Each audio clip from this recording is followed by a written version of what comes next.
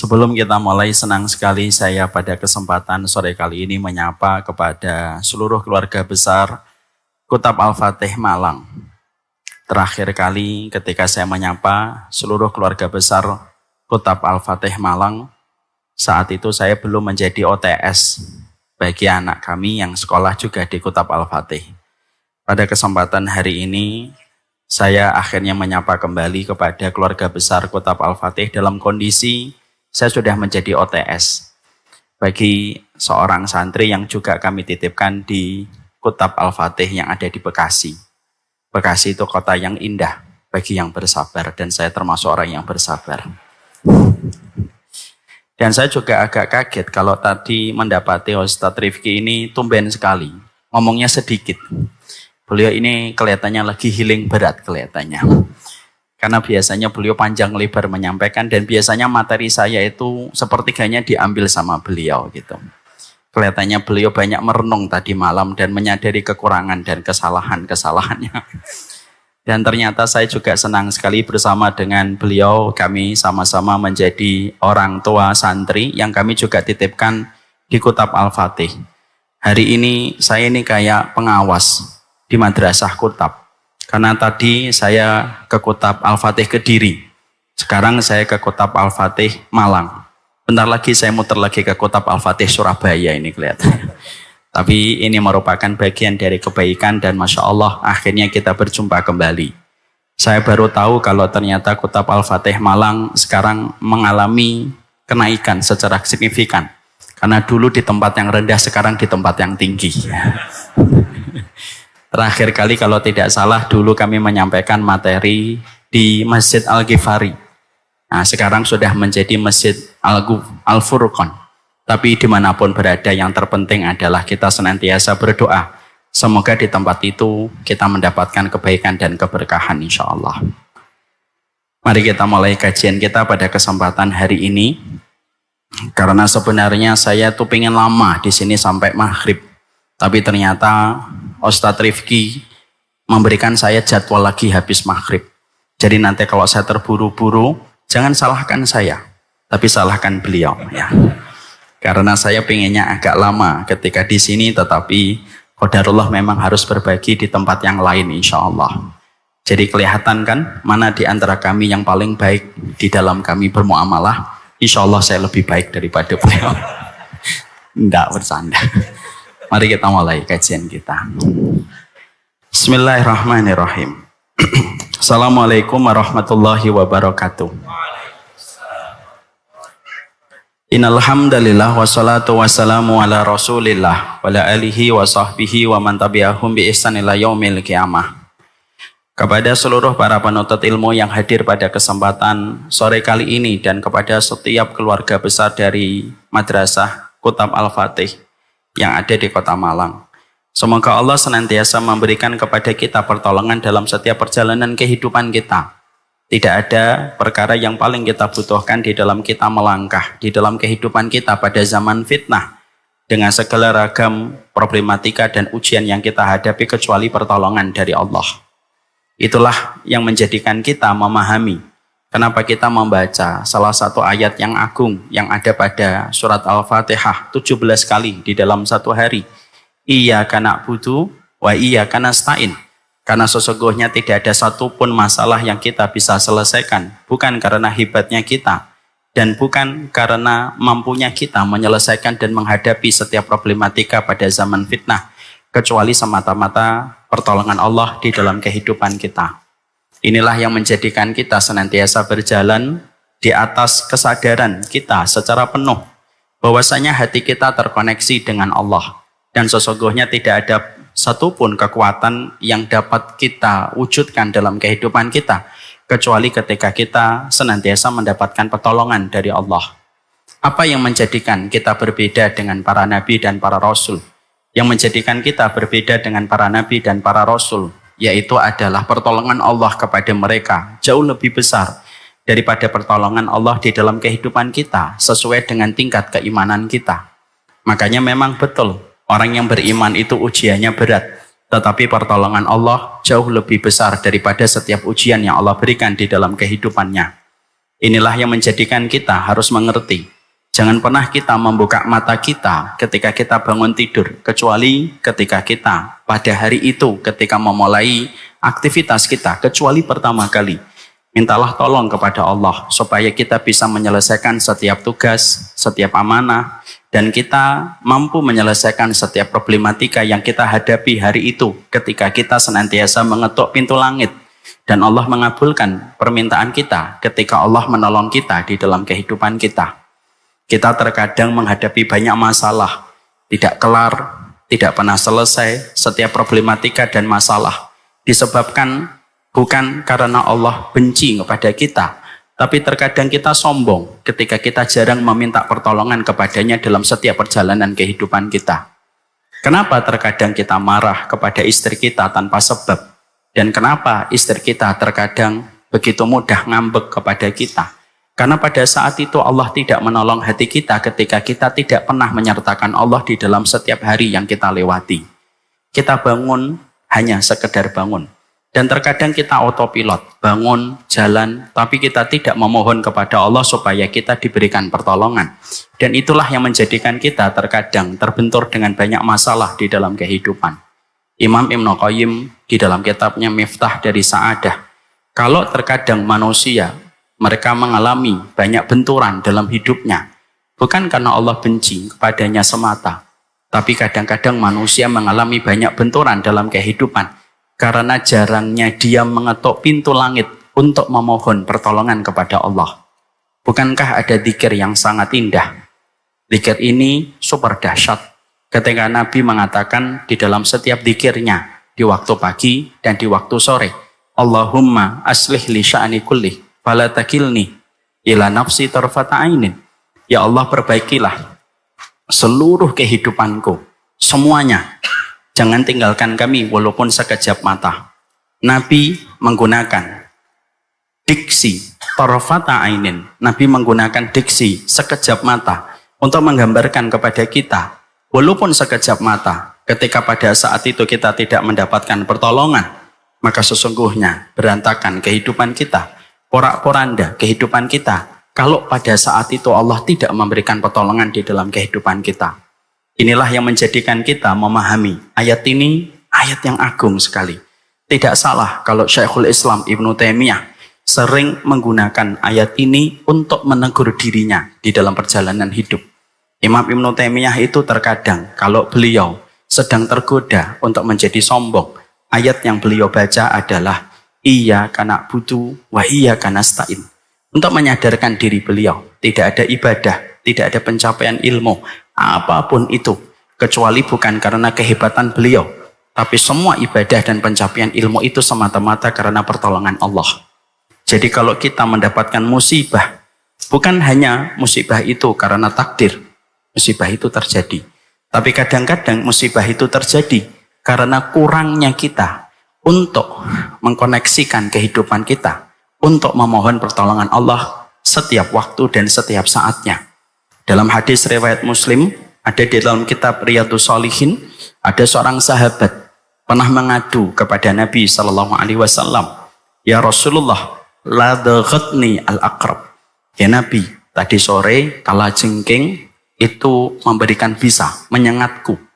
Maka Nabi mengatakan, kalaulah kamu tadi sore mengucapkan dzikir, a'udzu bikalimatillahi tammah min syarri ma khalaq. Aku berlindung dengan kalimat Allah yang sempurna dari segala keburukan makhluk yang Allah ciptakan. Pastilah kalajengking itu tidak menyengatmu. Artinya, kalau urusan kalajengking menyengat manusia disebabkan ketika kita lalai berdoa dan lalai meminta pertolongan. Dan itulah yang terjadi dalam kehidupan kita ketika kita senantiasa tidak sadar secara penuh dan tidak hadir secara utuh.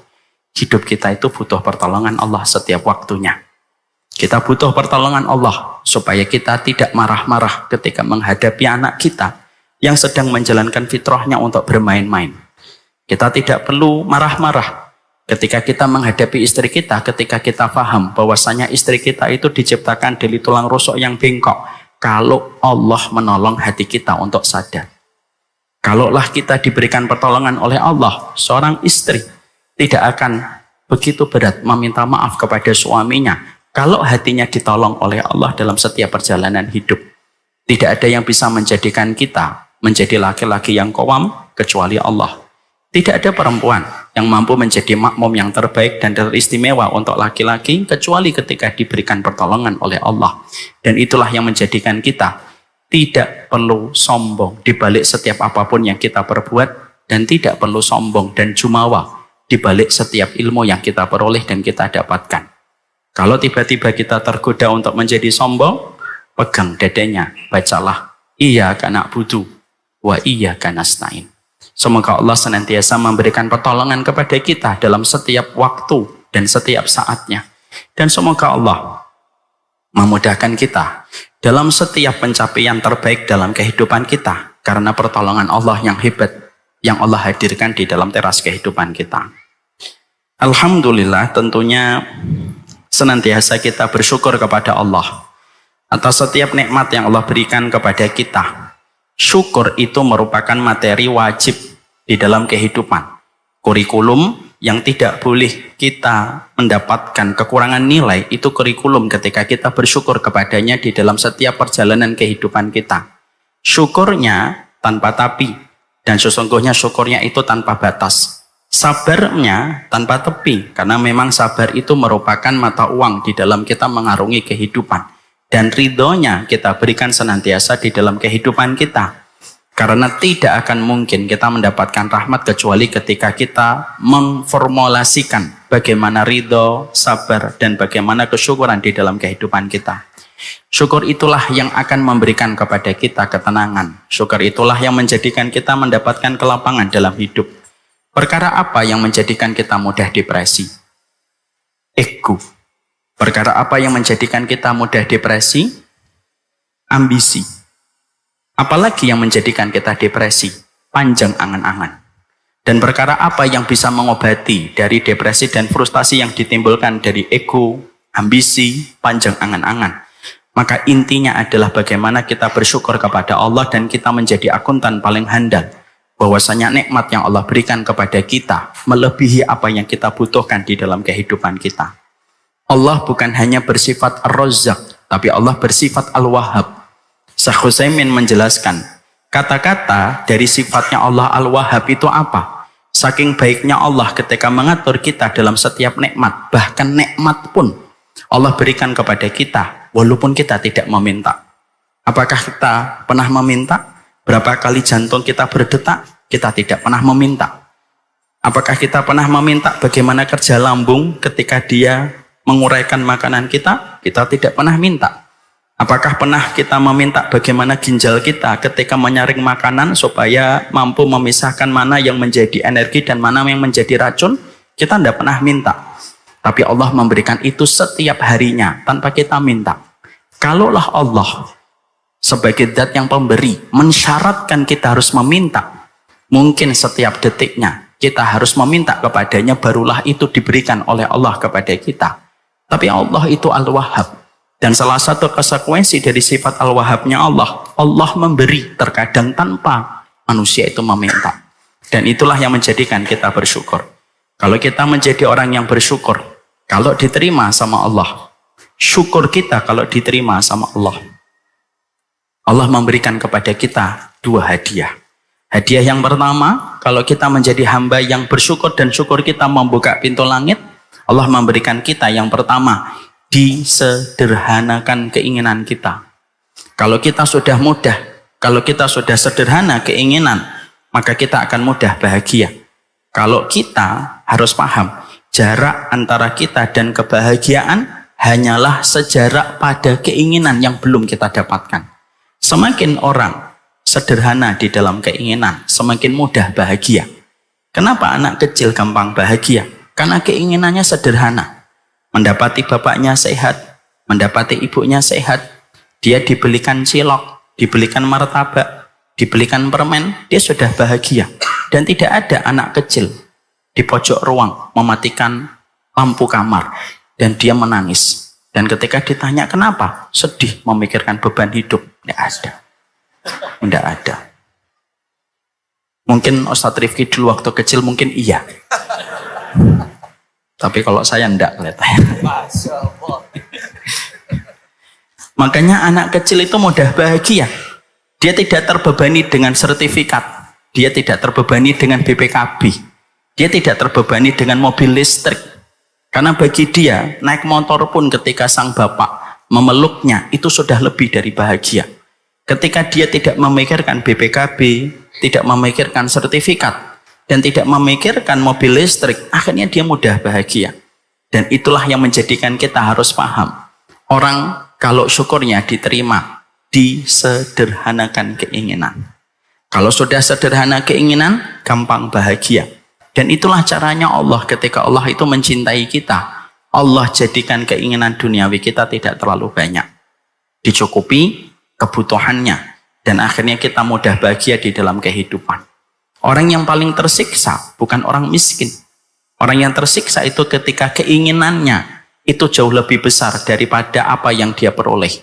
Orang yang sedikit harta tapi sedikit keinginan lebih mudah bahagia daripada orang yang hartanya banyak tetapi keinginannya jauh lebih banyak daripada harta yang dia miliki, karena dia tidak akan bahagia. Kadang orang sudah mendapatkan rumah di tengah kota, ingin mendapatkan rumah di pinggir kota. Sudah mendapatkan rumah di pinggir kota, dia ingin mendapatkan rumah di atas bukit. Sudah mendapatkan rumah di atas bukit, ingin mendapatkan rumah di pinggir pantai. Sudah mendapatkan rumah di pinggir pantai, kadang-kadang masih pengen punya rumah di tengah lautan. Akhirnya bertetangga dengan Nyi Loro Kidul. Dan tidak ada selesainya. Makanya Masya Allah, semoga kita menjadi orang-orang yang Allah sederhanakan keinginan kita. Dunia itu begitu-begitu saja, Pak. Dunia itu tampak indah hanya karena kita belum memiliki. Kalau sudah memiliki, biasa saja. Kapan kita merasa indah ketika memiliki kolam renang di dalam rumah kita? Ya karena kamu belum memiliki. Coba kalau sudah memiliki. Mungkin terakhir kali kita renang sebelum presiden diganti dengan presiden yang baru. Kapan kita indah melihat balkon? Balkon itu indah ketika kita belum memiliki. Kalau sudah memiliki, mungkin balkonnya tidak akan pernah kita singgahi. Itulah kehidupan. Inilah yang menjadikan kita akhirnya mengerti, semoga Allah menyederhanakan keinginan kita, mencukupi kebutuhan kita, dan itulah tanda kita menjadi orang yang syukurnya diterima oleh Allah Subhanahu wa Ta'ala. Yang terpenting, jangan banyak melihat kehidupan orang. Kalau kita jarang melihat kehidupan orang, maka kita mudah bahagia di dalam kehidupan kita. Semoga Allah jaga pandangan kita, dan semoga Allah ketika melihat kita menjaga pandangan kita dari pencapaian finansial dan materi orang, disitulah kita mudah bahagia di dalam kehidupan kita. Amin insyaallah. Bapak dan Ibu, seluruh orang tua santri yang hadir pada kesempatan sore kali ini, saya mengambilkan tema tentang orang tua pada kesempatan hari ini karena saya berprasangka dan berhusnudon yang hadir insya Allah adalah setiap para orang tua yang sedang berikhtiar di dalam menginginkan kebaikan untuk putra-putri terkasih yang kita miliki. Tentunya kita paham bahwasanya anak itu merupakan salah satu di antara perkara besar pada kehidupan. Anak itu bukan hanya masalah identitas ketika kita memiliki keturunan. Dan anak itu bukan hanya masalah nasab ketika nama kita bersambung dengan nama putra dan putri kita. Karena maaf, anak itu tidak sesederhana sekedar urusan biologis di dalam kehidupan kita. Ketika anak itu bukan hanya sekedar urusan biologis dalam kehidupan kita, itulah yang menjadikan kita memahami para nabi dan para rasul. Mereka semuanya itu qanaah apapun yang diberikan oleh Allah. Tapi para nabi, mereka dalam tanda petik tidak qanaah dalam dua perkara. Apa para nabi yang mereka tidak qanaah di dalam dua perkara? Ketika mereka itu merupakan orang yang paling qanaah di dalam kehidupan, apapun yang diberikan oleh Allah, mereka selalu terima dengan ridho. Tapi apa dua perkara? Dalam tanda petik, para nabi itu tidak qanaah. Satu, dalam masalah ilmu. Makanya para nabi kalau mereka mendapatkan ilmu, mereka tidak pernah merasa cukup, kecuali mereka meminta nambah. Makanya itu tercermin dan tergambar dari doanya Nabi Musa alaihi salam. Rabbi zidni ilma. Dikatakan oleh Imam Ibnu Hajar di dalam Muqaddimah Fathul Bari, para nabi itu qanaah. Tapi kalau berkaitan ilmu, mereka tidak pernah qanaah kecuali mereka terus meminta supaya ditambahkan ilmu. Makanya zikir apa yang tidak pernah ditinggalkan Nabi setiap habis subuh? Allahumma inni as'aluka ilman nafi'an. Untuk menunjukkan kepada kita betapa besarnya ilmu identik dengan surga dan betapa besarnya ilmu identik dengan ridhonya Allah. Yang kedua, apa perkara yang para nabi tidak pernah dalam tanda petik qanaah? Yaitu ketika mereka belum mendapatkan keturunan. Kalau ada nabi belum mendapatkan keturunan, usaha mereka ketika merajuk dan membujuk kepada Allah supaya mereka mendapatkan keturunan itu mereka betul-betul maksimalkan. Makanya Nabi Ibrahim ketika belum mendapatkan keturunan, dia tidak pernah menghentikan laju doanya kepada Allah supaya Allah memberikan kepada beliau keturunan. Dan Allah baru memberikan keturunan kepada Nabi Ibrahim setelah Nabi Ibrahim melewati usia 90 tahun.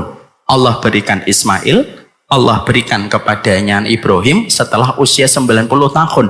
Untuk menunjukkan kepada kita, kalau urusan anak hanya sekedar urusan biologis, tidak mungkin Nabi Ibrahim sebagai Khalilur Rahman itu konsisten dan istiqomah berdoa meminta keturunan kepada Allah 90 tahun. Ini pula yang kita dapatkan tentang Nabi Zakaria. Kalau anak itu urusan biologis semata dan urusan tentang masalah nasab, tidak mungkin Nabi Zakaria itu berdoa kepada Allah melewati 100 tahun sampai Allah anugerahkan kepadanya Yahya yang menjadi putra bagi Nabi Zakaria. Makanya ada sebuah kisah unik yang kita peroleh dari kisahnya Nabi Zakaria.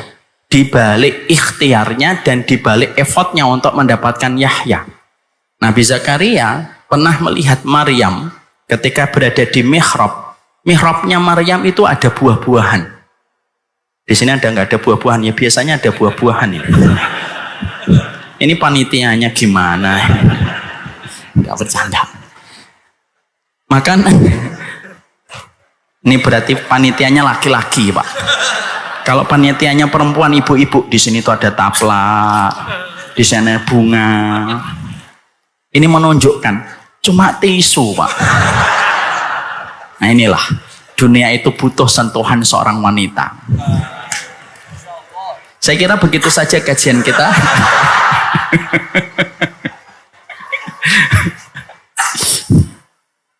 Sampai mana sih tadi itu? Oh iya. Maka sesungguhnya Nabi Zakaria itu masuk ke mihrabnya Maryam. Lalu Nabi Zakaria kaget. Bagaimana di mihrabnya Maryam ada buah-buahan yang tidak sama dengan musimnya. Kalau musimnya musim dingin, buah-buahannya musim panas. Kalau musim panas, buah-buahannya itu musim dingin. Lalu disitulah Nabi Zakaria tanya kepada Maryam, siapa yang memberikan buah ini? Yang memberikan buah adalah Allah. Maka kejadian itu memberikan ilham kepada Nabi Zakaria untuk berdoa dengan redaksi peristiwa dan histori itu. Nabi Zakaria berdoa. Dalam satu riwayat di dalam tafsir Imam Ibnu Katsir, Bapak tahu dan Ibu tahu apa doanya Nabi Zakaria? Insya Allah tidak tahu. Ini doanya. Doanya Nabi Zakaria adalah ya man yarzuqu Maryam at-tamr fi ghairi awanihi farzuqni dzurriatan fi ghairi awani. Kejadian itu menjadi ilham bagi Nabi Zakaria untuk berdoa, dan sebagian para mu'arrikhin, ulama sejarah, mengatakan redaksi doa ini yang menjadikan Allah memberikan kepada Nabi Zakaria itu keturunan. Apa redaksinya? Ya Allah, Engkaulah yang memberikan Maryam buah-buahan bukan pada masanya dan bukan pada musimnya. Maka sesungguhnya Engkau pun mampu memberikan kepadaku keturunan walaupun tidak lagi usiaku mendapatkan keturunan. Dan Allah berikan Yahya ketika usia beliau melewati 100 tahun, Pak. Itu menunjukkan kepada kita tentang sebuah kekuatan bahwasanya anak itu bukan hanya urusan biologis, tetapi anak itu urusan besar. Di mana ketika kita membicarakan bahwasanya anak itu merupakan urusan besar dan itu berkaitan tentang kehidupan dunia dan kehidupan akhirat kita, itulah yang menjadikan kita harus paham apa yang harus kita berikan. di dalam kehidupan kita ketika Allah sudah memilih kita, lalu memberikan keturunan kepada anak-anak yang dilahirkan di dalam kehidupan kita. Di sisi yang lainnya, para ulama lalu mengatakan, kenapa urusan anak itu menjadi urusan yang penting pada kehidupan seorang hamba? Setidaknya ada 4 fungsi anak, yang mana ketika kita memperhatikan secara detail, maka sesungguhnya tidak ada satupun yang mampu mengungguli rezeki anak yang Allah berikan kepada seorang hamba. Kalau kita mengerti betapa dahsyatnya urusan kebaikan 4 perkara yang diberikan anak kepada kehidupan satu keluarga, di mana Allah tidak memberikan secara random, tetapi Allah memberikan dengan tujuan terbesar dalam kehidupan kita. Para ulama lalu menerangkan apa 4 perkara yang harus kita lihat dengan sudut pandang yang benar, supaya kita itu mengerti bahwasanya anak bukan hanya sekedar beban untuk kita. Anak itu bukan hanya sekedar ketika kita mendapati begadang, ketika anak itu sakit. Bahwasanya anak itu bukan urusan ketika kita memikirkan biayanya ketika dia sekolah. Dan anak itu bukan masalah ketika kita harus bersabar ketika menghadapi tantrumnya. Jangan yang dipikir itu saja.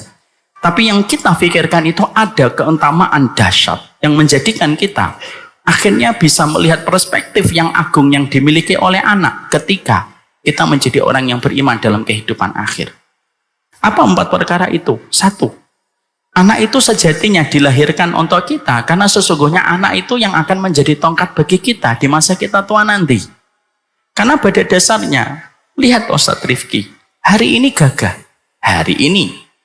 Tapi 15 tahun dan 20 tahun setelah ini, semoga Allah panjangkan umur beliau. Apakah beliau segagah ini? Tidak. Pasti rambutnya akan memutih. Pasti tenaganya akan berkurang. Pasti matanya akan mulai rabun. Pasti telinganya sudah mulai tidak sensitif untuk mendengar. Allah jadikan kehidupan kita memiliki perputaran. Ketika orang tua dalam kondisi melemah, disitulah hadirnya seorang anak untuk menjadi tongkat bagi kita. Karena tidak ada tongkat yang paling kita butuhkan dalam kehidupan ketika kita di masa renta kecuali anak kita. Sedekat apapun bapak dengan sahabat, bapak pasti sangat memerlukan anak. Ketika bapak dalam kondisi senang, mungkin bapak ingin berjumpa dengan sahabatnya untuk makan sate. Tapi ketika bapak dalam kondisi sakit, tidak ada yang bapak inginkan kecuali bapak berjumpa dengan anak. Makanya hari ini saya heran, banyak anak muda dengan berkata begitu sombong, sembari cenganges-cengenges di media sosial. Kita ini free child. Mungkin hari ini kamu sambil tertawa ketika kamu masih memiliki uang, suamimu mungkin masih baik, mungkin kehidupanmu masih normal. Tapi ketika kehidupanmu tidak berjalan sesuai dengan keinginan, disitulah fitrah tidak bisa ditentang dan fitrah tidak bisa dilawan. Fitrahnya setiap orang ketika tua, tongkat yang terbaik itu adalah anak. Makanya maaf, Rasulullah ketika meninggal dunia, maka siapa yang beliau lihat? Yang beliau lihat itu 2, Fatimah dengan Aisyah. Itu menunjukkan kepada kita itulah bentuk rahmat Pak dalam keluarga. Makanya ketika kita meninggal dunia di tengah keluarga itu rahmat. Di mana meninggalnya Nabi? Bukan di dalam Masjid Nabawi, bukan di Masjidil Haram. Meninggalnya Nabi bukan di Perang Badar. Meninggalnya Nabi itu di atas pangkuan Aisyah radhiyallahu anha. Setelah bersama dengan siapa? Beliau didampingi bersama pula dengan Fatimah radhiyallahu anha. Makanya ketika Rasulullah itu melemah, datang Fatimah tergopoh-gopoh. Dan beliau itu sedih. Karena Rasulullah itu meninggal pada hari ketika kondisi Rasulullah itu membaik. Hari Jumat beliau sakit, hari Sabtu beliau sakit, hari Ahad beliau sakit, Senin subuh membaik. Dan hari Senin itulah beliau meninggal dunia. Makanya betul, lampu kadang-kadang kalau mau mati, lebih terang. Makanya kalau ada orang tadi pagi ngomong, hari ini saya sehat betul, hati-hati.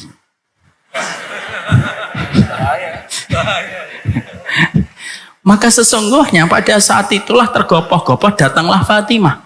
Dan ketika datang Fatimah, Fatimah tidak tega melihat bagaimana Rasulullah di atas pangkuan Aisyah, ibu sambungnya dalam kondisi lemah. Fatimah menangis. Lihat, perhatikan Rasulullah. Nabi itu sakaratul mautnya 2 kali sakaratul mautnya orang biasa. Kata Imam Qurtubi, Fatimah tidak tega, Fatimah nangis. Tapi perhatikan usahanya Nabi dan effortnya Nabi. Nabi tidak bisa berkata-kata karena saking beratnya sakaratul mautnya beliau.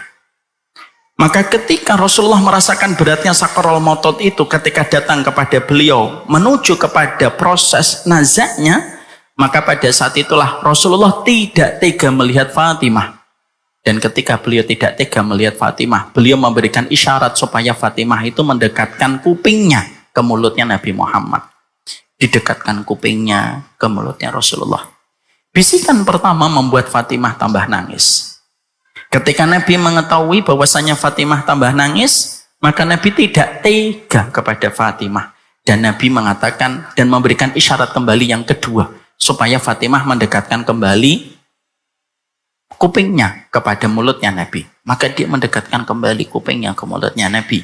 Barulah pada saat itu Fatimah mencoba menahan isak tangisnya dan mencoba untuk tegar. Setelah Nabi Muhammad dimakamkan, Ibunda Aisyah tanya, apa yang dibisikkan Nabi yang pertama dan apa yang dibisikkan Nabi yang kedua.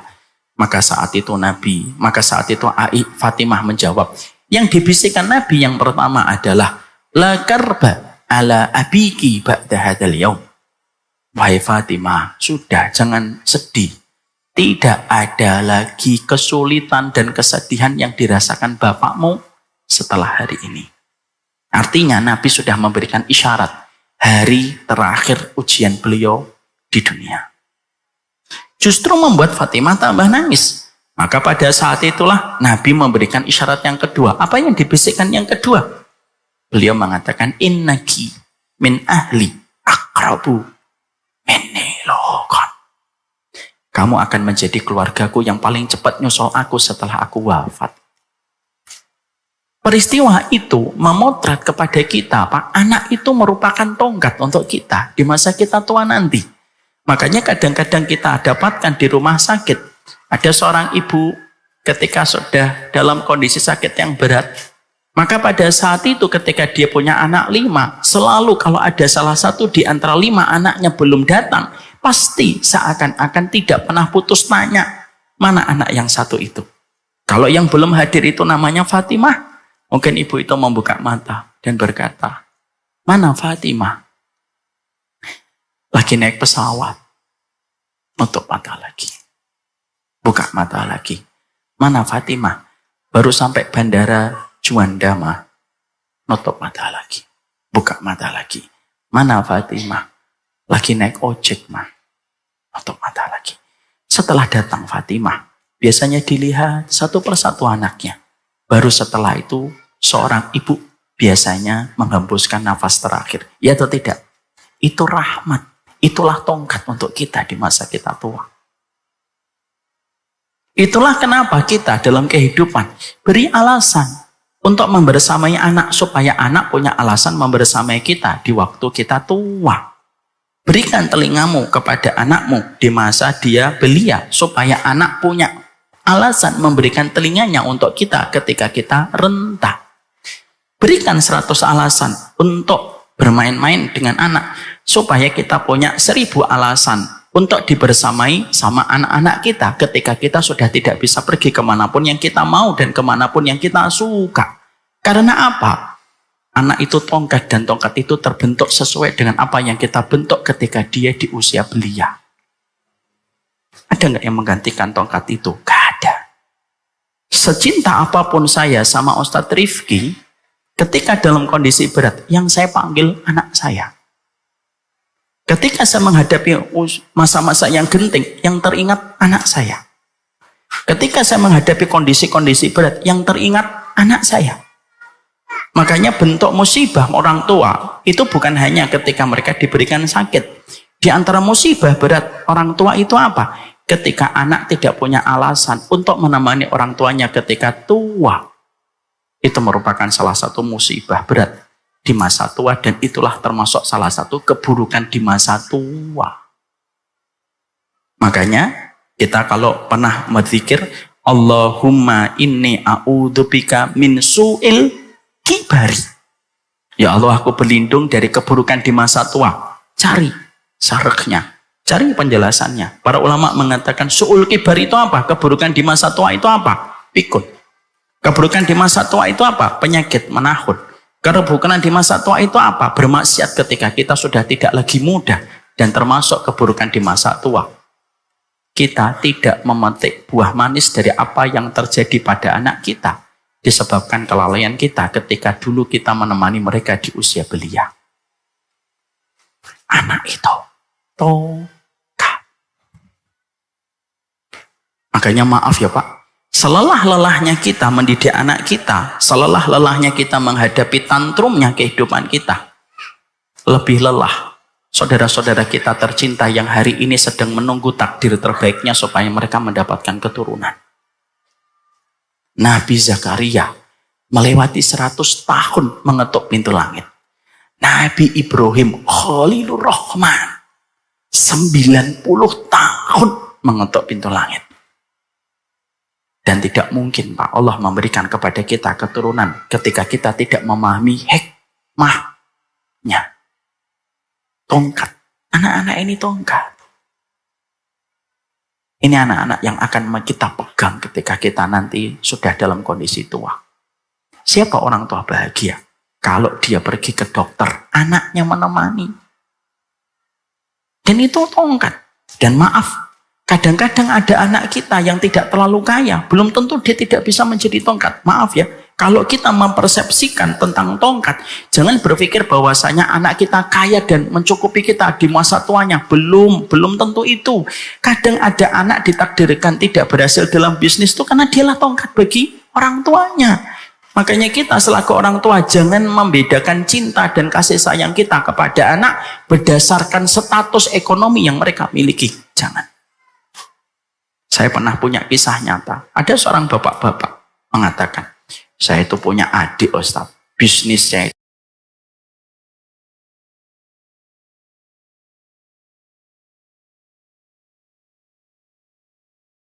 Udah pergi ke Jakarta yuk, kita bantu dan kita pick up bisnismu. Lalu dia berkata, ndaklah bang kalau harus pergi ninggalin kota ini. Saya pengen menemani Umi aja. Kamu ini apa sih? Nggak apa-apa, Umi juga pasti ridho. Iya, orang tua mah pasti muruk. Saya nyalah-nyalahin adik saya. Tapi ternyata memang begitulah cara kerjanya takdir dari Allah. Dia menjadi orang yang paling peduli terhadap Umi dan Abi. Setiap apapun dia tidak pernah peduli ketika dia menemani bapak saya dan ibu saya Ustaz. Menemani ketika berobat antri dari siang sampai malam. Tidak pernah protes. Karena tidak punya kesibukan. Sehingga akhirnya ibu saya hatinya cementel kepada adik saya. Tahu cementel? Tergantung sama adik saya. Makanya apapun itu, sampai ibu saya, kalau mau ngelakuin sesuatu selalu nanya dulu sama adik saya. Dan adik saya akhirnya berkhidmah kepada ibu sampai akhirnya meninggal dunia.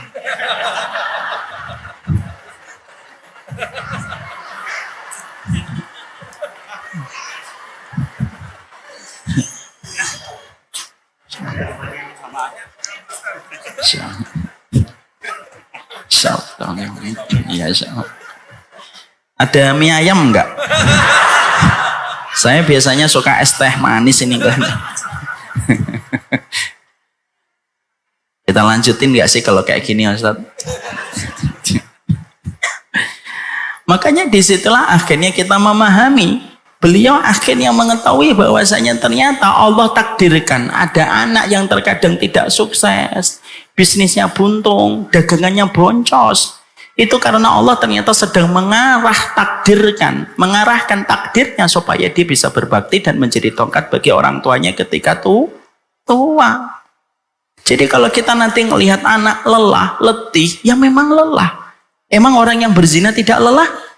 Kalau kita ketika kita lelah dan letih ketika melihat anak kita, lah orang yang minum khamr aja lelah kok ketika dia muntah-muntah. Orang yang ketika mengatakan lelah punya banyak anak, lo emang kamu kira bahwasanya orang yang sedang bermaksiat itu tidak lelah? Makanya saya punya anak 8, kalau ditanya lelah atau tidak lelah, tidak usah ditanya, pasti lelah. Apalagi istri kita, Pak, di rumah dari pagi nemenin kayak saya ini pergi ke Malang. Saya membayangkan istri saya berhadapan dengan 8 anak itu kayak apa, Pak? Di tangga ada, di lantai 1 ada. Saya ini pernah, Pak, masuk rumah, di garasi ada anak saya. Di garasi ada anak saya, Nak, Abi. Itu kalau nggak salah nomor anak 5. Masuk, ada anak saya nomor 4, nomor 6. Naik ke tangga, nomor 4 lagi turun.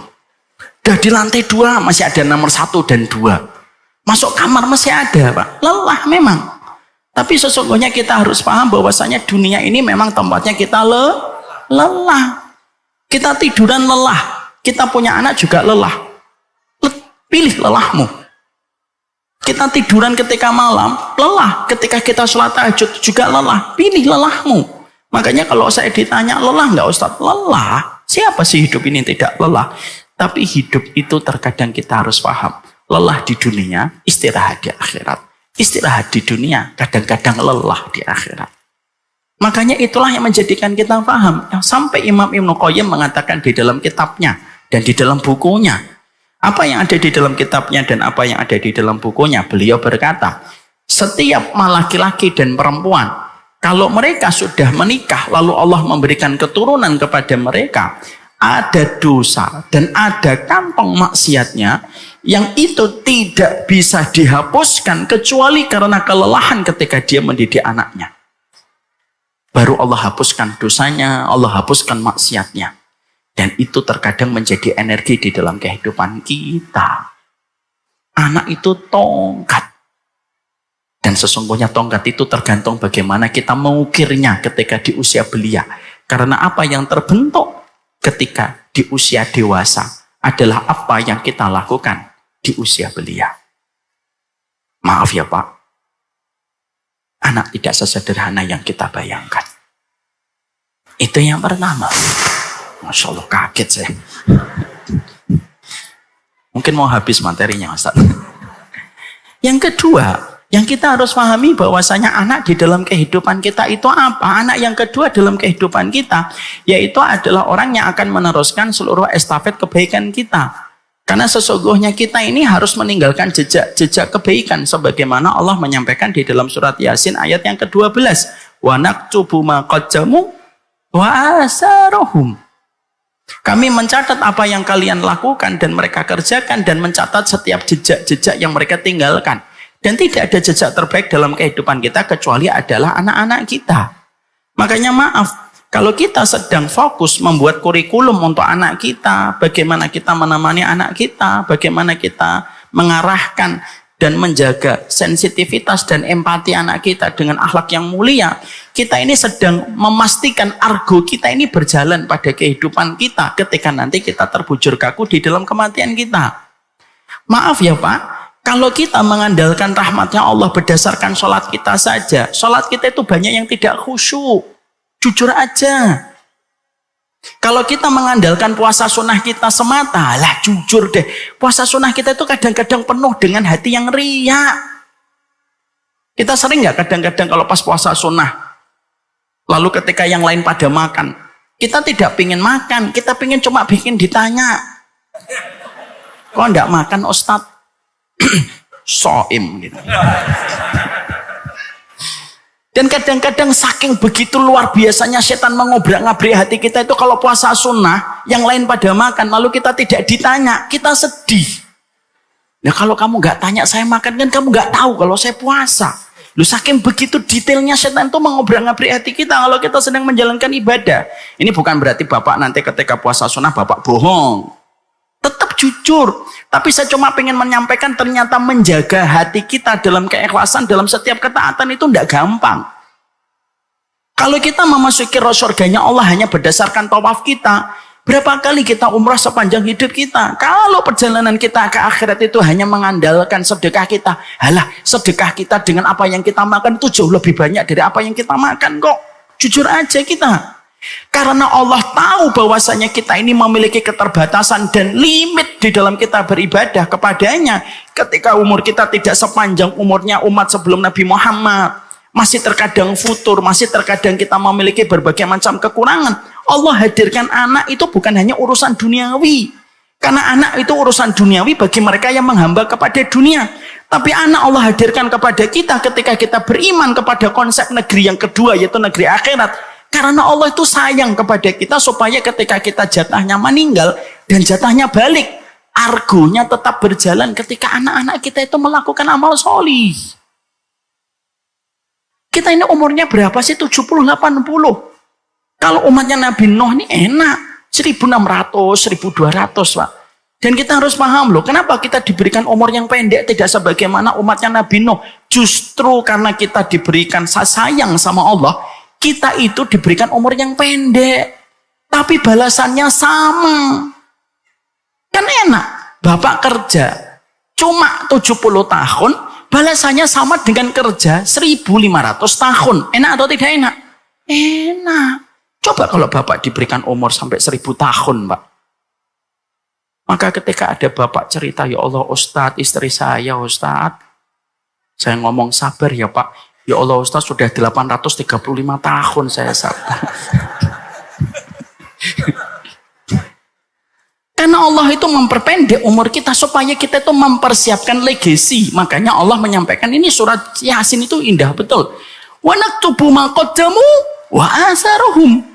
Yang pertama kita lakukan ma qaddamu, apa yang kamu lakukan, tapi jejak-jejak itu harus ditinggalkan. Karena Allah berinteraksi dengan amal soleh kita dan berinteraksi dengan jejak-jejak yang kita tinggalkan. Jangan meremehkan jejak. Dan salah satu jejak yang nikmat dalam kehidupan kita itu jejak anak, Pak. Itu fitnah yang indah. Yang apabila kita mengubahnya dengan apa yang Allah ridhoi, fitnah itu berubah menjadi sebuah anugerah. Makanya inilah yang menjadikan kita, kenapa terkadang kita harus melelahkan, meletihkan diri kita. Terkadang kita harus merelakan berbagai macam kesempatan. Karena kita sesungguhnya paham, anak itu yang akan menjadi argo kita dalam kehidupan kita berikutnya. Dan ketika kita terbujur kaku, anak ketika dia melakukan ibadah, argonya tetap berjalan. Apa kurangnya Allah ketika mencintai kita? Makanya maaf, saya bocorkan sedikit rahasia. Ini kalau saya bocorkan tidak lagi menjadi rahasia. Istri saya. Jangan cerita siapa-siapa. Ya sudahlah, saya ngikutin beliau. Istri saya itu selalu ngomong, Bi, Al-Fatihah, jangan diajarin ya ke anak. Biar aku aja. Saya selalu mengatakan iya. Ini bukan karena saya takut sama istri ya Pak. Tapi saya hormat dan respect sama istri saya. Beda. Kalau beliau mungkin, enggak, beliau juga sayang sama istri. Maka saya tahu alasannya. Tapi saya pernah mencoba untuk mencari tahu kenapa Al-Fatihah tidak boleh saya ajarkan. Istri saya menjawab, Abi mah enak ketemu banyak orang, ngajar. Ketemu dengan banyak telinga yang setiap waktu mungkin haus untuk mendengarkan apa yang Abi jelaskan. Kalau saya seorang ibu, saya orangnya introvert, istri saya orang introvert, berat. Makanya kalau keluar itu energi sosialnya langsung habis Pak. Kecuali keluar sama saya. Nah, energinya tidak ada habis kalau sama saya. Saya tadi ngomong apa ya kok ke situ ya? Oh ya istri saya. Maka sesungguhnya saya nyampaikan kepada beliau silahkan. Makanya anak-anak saya ketika membaca Al-Fatihah itu istri saya. Tapi disitulah kita paham kehidupan kita itu enaknya karena ada babak kedua Pak. Dan sesungguhnya karena ada babak kedua yang menanti kita, maka itulah yang menjadikan kita itu rajin menanam apa yang kita lakukan. Dan tidak ada tanaman yang membuat kita bergembira kecuali tanaman itu berapa anak. Tanaman yang paling indah itu tanaman anak Pak. Makanya kata para ulama, anak itu fitnah, tapi fitnah yang kita suka. Anak itu fitnah, betul Ustaz? Anak itu fitnah, tapi kita suka. Karena tidak ada nanam yang paling nikmat itu kecuali nanam kebaikan pada anak. Makanya ketika kita mengarahkan anak kita untuk sholat, ketika kita mengajarkan anak kita untuk kita dekatkan kelingking kaki kita dengan kelingking anak kita, ketika di masjid subuh, Bapak bangunkan, Bapak gendong, itu semuanya akan menjadi sebuah kenikmatan. Karena apa? Anak yang mengingat ketaatan bersama dengan bapaknya yang dilakukan secara kolektif, itu yang akan menjadi sebuah kebaikan kita dan kelapangan hidup kita nanti di akhirat. Jadi kalau bapak nanti dikenang sama anaknya, dulu Abi itu gendong saya ketika saya kecil, mendudukkan saya di atas sajadah. Dan ketika sholat subuh dengan sabar, mendirikan saya, mengajak saya sholat, menyapih mata saya, mengusap mata saya supaya saya bangun. Dan itu dikenang sama anak. Apakah itu akan disia-siakan oleh Allah? Tidak mungkin, Pak. Kalau memberikan minuman kepada seekor anjing saja, yang itu merupakan makhluk hewan. Ada wanita memberikan minuman kepada seekor anjing dengan hati yang ikhlas dan setelah itu bertobat. Perkara itu menjadi salah satu sebab Allah mengampuni dosanya. Apalagi kita sama anak yang secara nasab dan secara posisi anak itu lebih mulia daripada anjing. Makanya maaf, jangan sering-sering marahin anak. Anak itu tidak minta dilahirkan, Pak. Kita yang minta anak itu dilahirkan. Apakah kita tega gitu, Pak? Minta sama Allah, Rabbi habli minas sholihin. Setelah itu kita marah-marah sama anak.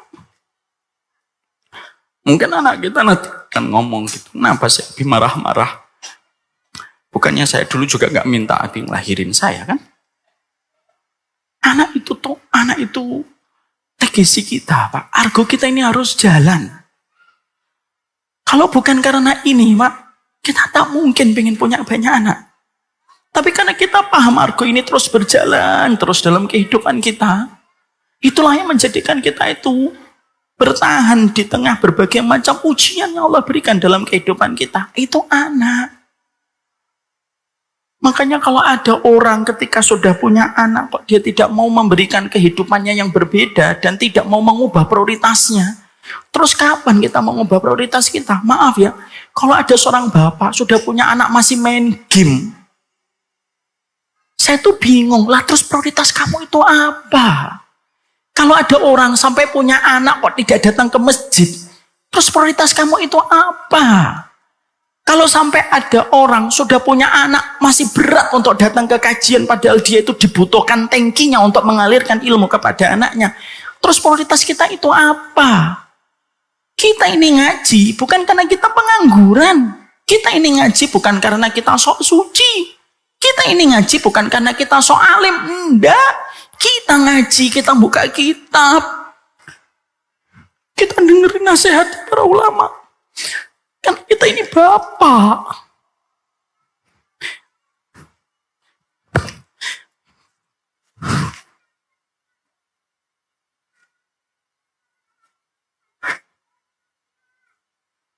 Karena ini bapak. Kalau anak kita bisa milih, jangan sampai anak kita ngomong, lebih baik saya dilahirkan sama bapak itu daripada dilahirkan sama kamu. Anak itu jadi argo kita. Mereka itu jadi argo kita, Pak. Dan kita ini butuh kehidupan itu dengan argo yang terus berjalan. Kita hidup itu bukan sekali. Kita hidup ini untuk babak yang kedua. Dan indahnya ketika kita hidup pada babak yang kedua, itulah yang menjadikan kita ini paham. Kita harus punya alasan supaya kita itu lapang barzahnya. Kita ini harus punya alasan supaya di kehidupan barzah itu kita ditahan adab kuburnya. Dan siapa yang paling bisa untuk bisa memberikan itu kebaikan yang ada pada kehidupan kita di alam barzah? Ya anak kita lah, Pak. Bapak meninggalkan anak, lalu anak itu penuh dengan ridho, mengikuti sunnah, akhlaknya mulia, dicintai banyak orang. Mungkin nggak Bapak tidak ditahan adab kuburnya oleh Allah? Nggak mungkin, Mbak. Allah itu asyakur, Allah itu maha mensyukuri. Mari kita belajar dari sebuah riwayat. Innal mayyita yu'adzabu bibukai ahlihi. Ada sebuah riwayat bagus banget. Kalau tidak salah riwayat Muslim. Mayit itu disiksa karena tangisan keluarganya. Dalam hadis itu, para ulama menjelaskan kapan mayit itu disiksa atas tangisan keluarganya dalam dua kondisi. Satu, kalau keluarganya ketika ditinggalkan, keluarganya niyahah, meratap. Ratapan anak mendatangkan siksa untuk mayit ketika di dalam kubur. Yang kedua, kapan itu orang tua itu akan mendapatkan siksa ketika meninggal dunia? Kalau anaknya itu tidak tahu Bagaimana dirinya ketika harus ridho kepada orang tuanya ketika orang tuanya meninggal dunia.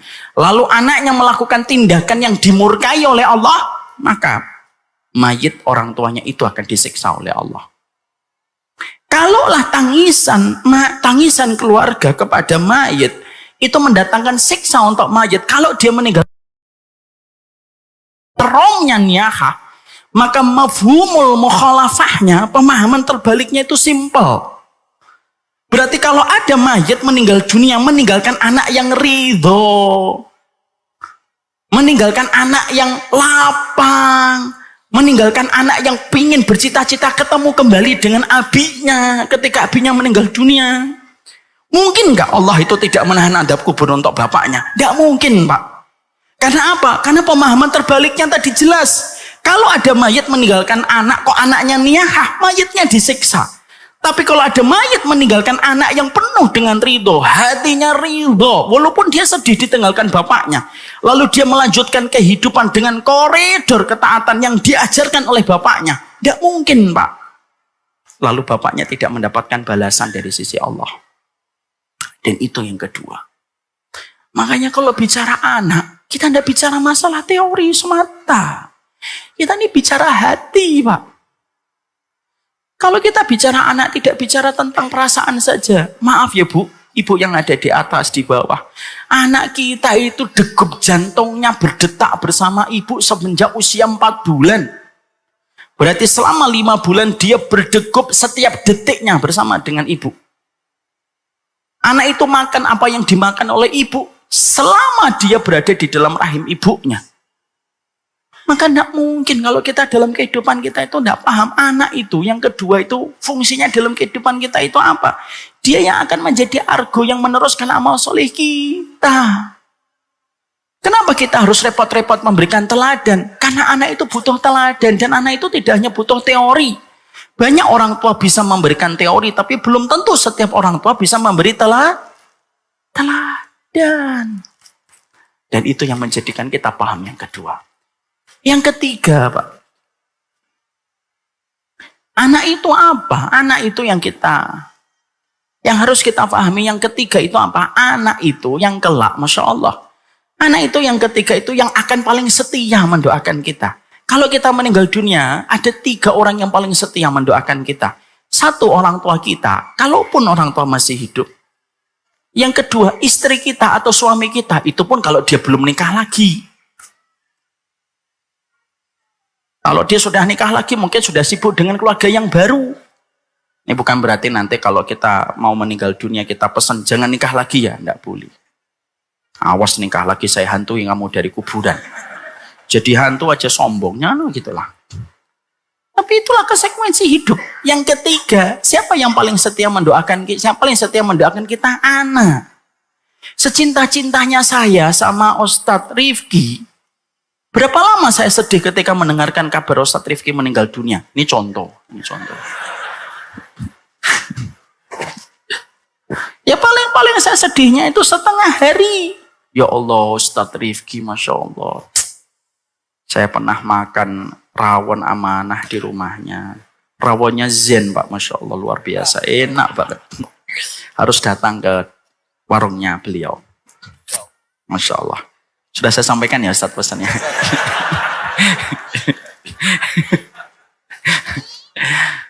Berapa lama saya akan mengingat kebaikan Ustadz Rifki? Ya paling lama setengah hari. Kadang-kadang nggak sampai setengah hari, Pak. Kadang-kadang setelah kita tahu kapan Ustadz Rifki dimakamkan. Habis duhur. Sudah nanti habis duhur saya coba cari tiket pesawat. Kalaupun sudah dimakamkan, saya ngelihat handphone, lalu melihat ada yang lucu, saya ketawa, Pak. Karena secepat itu kita sebenarnya manusia itu dilupakan sama orang. Tapi siapa yang paling setia ketika mengingat kita? Anak. Saya ditinggalkan ibu saya sudah hampir 11 tahun. Tadi saya tuh berjumpa dengan ibunya beliau. Saya tuh iri betul sama beliau. Bukan iri karena beliaunya ya. Enggak, biasa aja sama beliaunya saya. Tapi iri bahwasanya Ustadz Rifki itu masih ditemani orang tua ketika usia tidak muda. Usianya berapa Ustadz Antum? Nah, berapa? 40. 40 beliau. Walaupun kelihatan kayak 43 ya, 40 ya. Maka sesungguhnya saya tuh sering berkata, ditemani orang tua itu nikmat. Tapi ditemani orang tua dan masih hidup ketika kita melewati angka 40 itu karunia dan itu anugerah. Makanya tadi tuh saya ngelihat gitu, saya ngobrol sama abahnya, saya tadi ngobrol sama umiknya. Iri betul, bahkan saya iri ketika kemarin Ustadz Rifi baru datang itu cerita bahwa saya tahun ini beliau haji bersama orang tuanya. Demi Allah, bergetar hati saya. Cuma saya tidak mau menampakkan di depan beliau aja. Gengsi saya.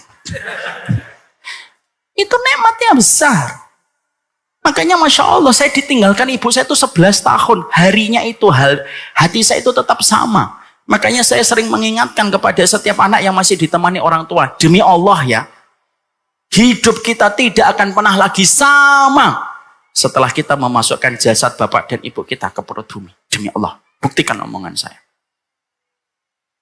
Makanya akhirnya siapa yang nanti paling setia mengingat kita? Anak. Anak itu paling setia mengingat kita. Sampai kita meninggal sudah 15 tahun pun dia masih setia. Masakan ibunya kayak apa, bakwan jagungnya kayak apa, bakwannya kayak apa, itu masih ingat. Makanya ketika kita mendapati anak mungkin lelah. Tapi sepanjang itulah kelelahan kita nanti akan berubah menjadi memori yang panjang ketika mereka itu mengingat kita. Dan siapa yang paling setia mendoakan kita? Anak, Pak. Makanya maaf ya, doa itu merupakan million G. Bukan hanya 5G, million G. Karena setiap anak berdoa itu nembus kepada kita ketika di akhirat. Dan ini panjang. Dan yang keempat itu adalah, sesungguhnya anak itu pada dasarnya yang kita harapkan memberi syafaat dalam kehidupan kita. Syafaat itu indah, Pak.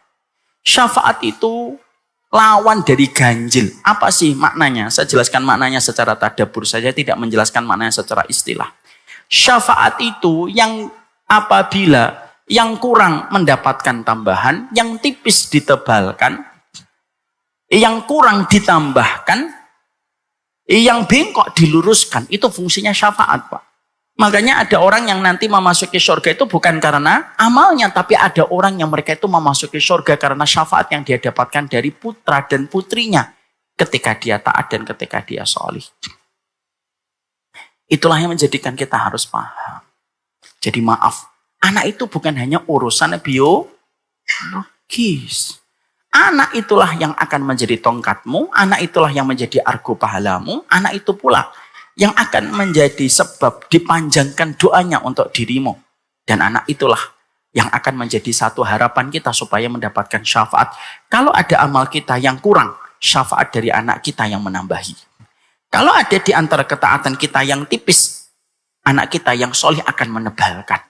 Kalau ada amal kita yang meliuk-liuk, anak kita yang akan meluruskan dengan syafaat yang ketika mereka lebih solih daripada kita. Dan itulah dahsyatnya anak. Inilah pula yang menjadikan kita harusnya paham apa hadiah untuk anak. Nah ini tadi baru muqaddimah. Dan saya sudah ditulisi waktu habis di sini. Tidak apa-apalah. Ilmu itu bukan karena banyaknya. Al-ilmu laisa bikasratir riwayah. Ilmu itu bukan karena banyaknya. Walaupun kita baru muqaddimah, tidak apa-apa. Tapi setidaknya menyadarkan kita kembali. Ternyata anak-anak yang hari ini ikut meramaikan majelis ilmu kita, yang lari, yang nangis, yang duduk, yang tidur, maka pada dasarnya sesungguhnya anak itu hal yang luar biasa. Kalau anak itu biasa bagi kehidupan orang beriman, tidak mungkin Nabi Ibrahim berdoa sehingga 90 tahun. Kalau anak itu biasa hanya untuk membanggakan diri kita, tidak mungkin Nabi Zakaria melewati 100 tahun setiap berdoa untuk diberikan keturunan. Anak itu dahsyat. Dan tidak ada yang memahami dahsyatnya anak kecuali orang yang mengimani babak kedua dalam kehidupan kelak kita di akhirat. Wassalamualaikum warahmatullahi wabarakatuh. Saya sudah dilirik sama Ustadz Rifki. Dari sini kelihatan. Gitu. Ya. Maka ini yang dapat saya sampaikan. Sekali lagi mohon maaf walaupun ini baru muqaddimah. Karena yang terpenting memang bukan masalah banyaknya. Tapi tadabbur kita dalam setiap nasihat yang disampaikan para ulama di dalam kehidupan kita. Wassallallahu ala nabiyina Muhammad. Saya serahkan kembali kepada Ustadz Rifki karena beliau sudah siap-siap memegang mic. Saya persilahkan kembali. Jazakumullah khair wa barakallahu fikum. Kalau materinya muqaddimah, maka insya Allah akan ada isi. Maka isinya kita doakan 3 bulan lagi beliau hadir di tempat ini untuk melanjutkan, karena itu bentuk tanggung jawab. Jadi seseorang itu dilarang menjadikan orang lain merasa penasaran. Maka insya Allah antum doa kita nanti insya Allah juga doa bareng-bareng. Sekarang April, Mei, Juni, Juli. Paling telat Agustus. Insya Allah beliau hadir lagi di sini. Untuk siapa yang menjelaskan sesuatu, dia yang paling bertanggung jawab dengan ucapan. Kan yang jelasin antum tadi. Wah, saya nggak jelasin. Materinya. Lah kan muqaddimah. Nah, setelah muqaddimah isinya antum juga. Baik, jamaah sekalian, ini mohon maaf sekali karena memang keterbatasan waktu, maka tidak ada sesi tanya jawab. Dan setelah ini insya Allah beliau akan melanjutkan kajian di Masjid Baitul Jannah Perum Ijen Nirwana. Jadi apabila ada jamaah yang masih memiliki waktu yang cukup luang, ada kesempatan, kami harapkan bisa melanjutkan kajian di Masjid Baitul Jannah Ijen Nirwana. Sekian dari kami, insya Allah nanti dilanjutkan oleh beliau, termasuk bagi-bagi hadiahnya. Ada satu request, yaitu ditutup dengan doa. Falyatafaddal mashkuran ma'jura. Antum yang berdoa, Ustaz. Boleh nggak orang itu memohon sesuatu? Boleh kan ya? Mari kita meminta kepada Ustadz Rifki supaya berdoa untuk kita semuanya, insya Allah. Bismillahirrahmanirrahim. Alhamdulillahi rabbil alamin. Wa sallallahu wa sallam wa baraka ala sayyidina wa maulana Muhammadin wa ala alihi wa sahbihi ajma'in.